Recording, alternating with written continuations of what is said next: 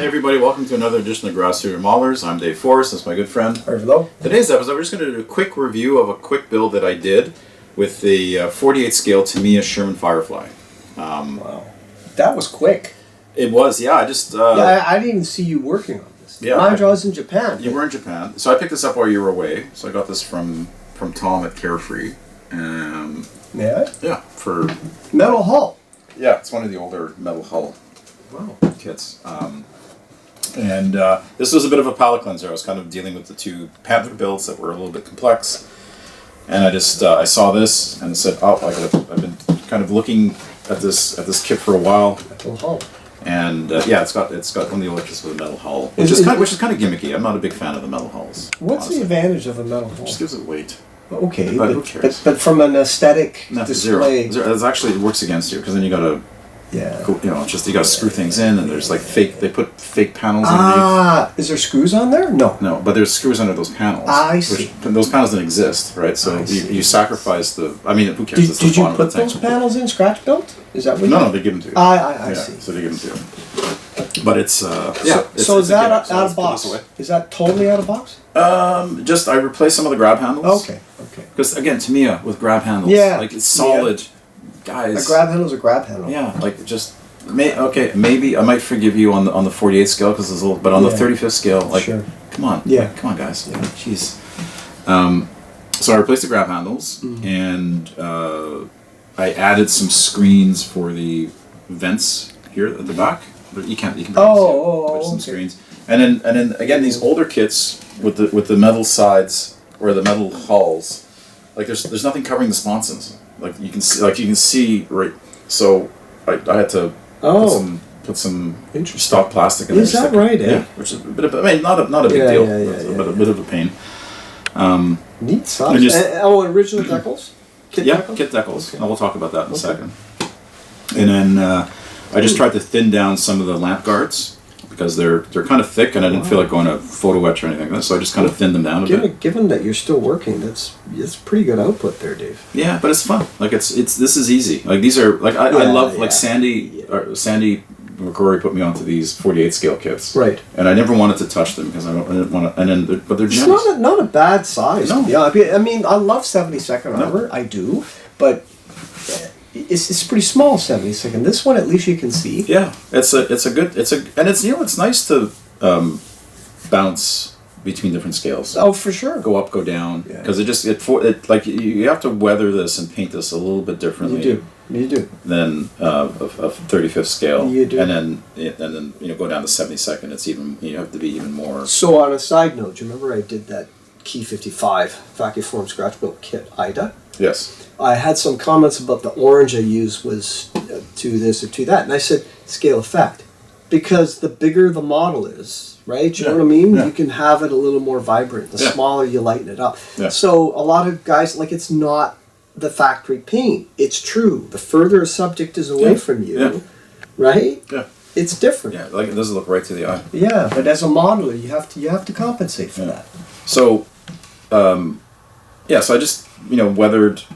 Painted this like a good monotone. I use XF, I like NATO green as the base color, green. And then lighten it like on a black primer. Okay. NATO green, lightened with a little bit of buff. Buff. Okay. And I know, some people I could have lightened it with like X4, like a yellow, but it would have been too vibrant.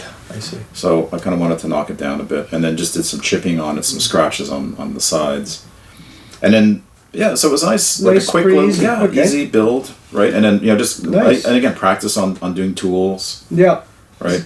Is that a British take? Yeah, British tank. And then for the decals. So I had to use the kit decals, and I wanted to build one from Operation Market Garden because I remember as a kid watching A Bridge Too Far, and they had a ton of fireflies, and I just. Anyways, another harken back to childhood. And you had to trim the... Yeah, so what I did is I trimmed, and this is pretty easy because it's a triangle, right? So easy to trim, and then there's squadron on the front here, and on the back up pretty weathered, so it's kind of covered up, and then just the T number on the sides. So I just with a ruler and just cut right down to the decal, right? So just to eliminate all the excess carrier film. and gloss coated the areas that I was going to decal with Model Master Acryl. Oh yeah, right. Did you just hand paint that on? Or No, I sprayed it. Okay. So a couple coat, and then put the decal on with a little bit of setting solution, just microset, nothing more aggressive than that. And then glossed over it, and then did a semi-gloss coat from VMS, which I love. Like VMS. I like the VMS. The VMS semi-gloss is more of a matte. Oh. Like it's with cut back a bit, and they blend right in. That's beautiful. Like the Tamiya decals aren't the thinnest decals around, but I'm just looking at the light here.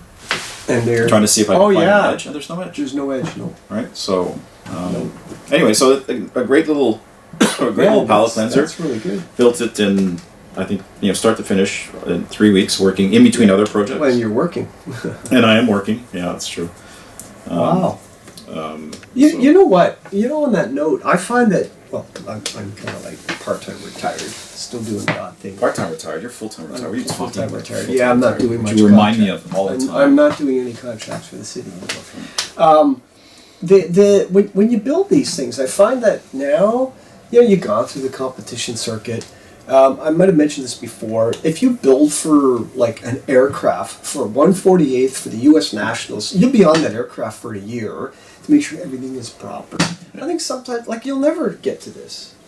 Yeah, just build something. Yeah, exactly. Just build it. Yeah, just get it done. Yeah. And you learn something from every build. Yeah. Right. Which I learned. I tried a few different techniques on weathering, like going back to pigments. Ah. So I used some pigments on dry pigments. Yeah, dry pigments. Dry pigments, and then I use some of the liquid pigments from AK. Yes. Or MIG. AK or MIG, yep. One of the two. Yep. You're right. That is the challenge. I find that with weathering armored vehicles, every project's different. Different colors, yes. Different layering, different techniques. Yep. There's no single formula. Whatever works for that color of vehicle and where it's served. Yeah.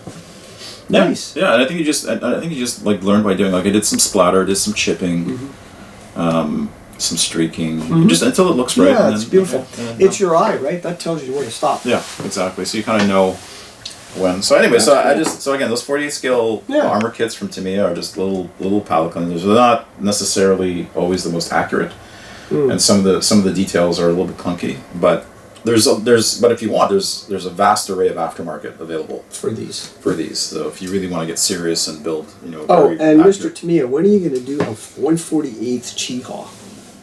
Yeah, that would be. I'm surprised they haven't done that. No, I'm surprised too. Yeah, that would get snapped. Yeah, because the only one you got now is an old Aurora one.